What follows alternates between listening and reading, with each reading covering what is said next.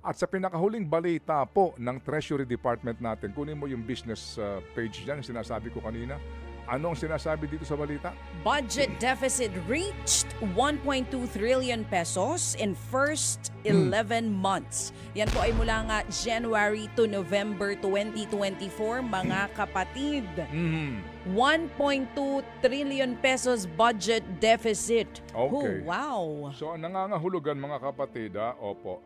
Oo. Yun daw pong revenue collection natin, 4.1 trillion pesos.